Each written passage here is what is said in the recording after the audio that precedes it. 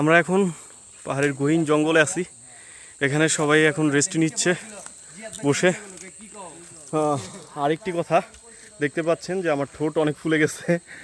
আর দেখেন, এই তো বিষয়টা হচ্ছে কি, যে এখানে হচ্ছে বিভিন্ন বিষাক্ত পোকামাকড় থাকে, তারপর হচ্ছে সাপ থাকে। কিন্তু আমি কিন্তু প্রায় 3টার আক্রমণ অলরেডি হয়ে গেছি। দেখতে পাচ্ছেন ঠোঁট ফুলে গেছে। এইখানে হচ্ছে কিসে কামড় দিছে আল্লাহ জানে ভালো।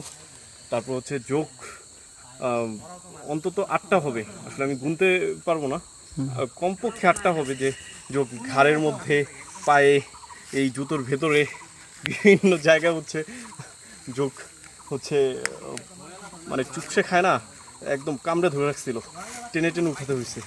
তো যাই হোক, আপনারা যারা যারা আসবেন তারা হচ্ছে প্রস্তুতি নিয়ে আসবেন। মোটা মুজো যেগুলো আছে ওগুলো পরবেন, প্লাস হচ্ছে ভালো ট্রেকিং শু পরবেন। কারণ এই যে এখানে কিন্তু হচ্ছে প্রায় পিচ্ছিল মাটিগুলো দেখবেন, এগুলো হচ্ছে কিন্তু পিচ্ছিল মাটি। আর এই পাহাড়ে পিচ্ছিল পাহাড় থাকে, এতটা খাড়া হচ্ছে ঢাল থাকে, সেই ঢালে হচ্ছে উঠতে হয় ট্রেকিং করতে করতে। আমি হচ্ছে একটা বাস পেয়েছি, সবাই কিন্তু বাসটা পাইনি, আমি হচ্ছে এক জায়গায় বাস পেয়েছিলাম। আমি হচ্ছে নতুন যেহেতু, যার কারণে অনেক কষ্ট হয়েছিল, এর জন্য হচ্ছে বাসটা আমি ওখান থেকে নিয়ে আসছি। তো আপনারা যারা যারা আসবেন এখানে তারা হচ্ছে আপনার ট্রেকিং শু, তারপর হচ্ছে যে পাহাড় ট্রেকিং করতে যা যা প্রয়োজন সকল প্রকার হচ্ছে অ্যাক্সেসরিজ নিয়ে আসবেন, নয়তো পরবর্তীতে কিন্তু আমাদের মতো বিপদেও পড়তে পারেন।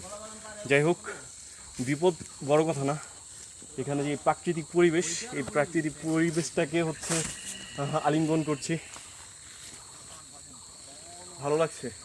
আসলে এই যে দেখতে পাচ্ছেন যে পাহাড়ের ঝোপঝাড় দিয়ে দেখা যাচ্ছে যে মেঘের আস্তরণ, প্লাস হচ্ছে পাহাড়, কত বড় বড় পাহাড়।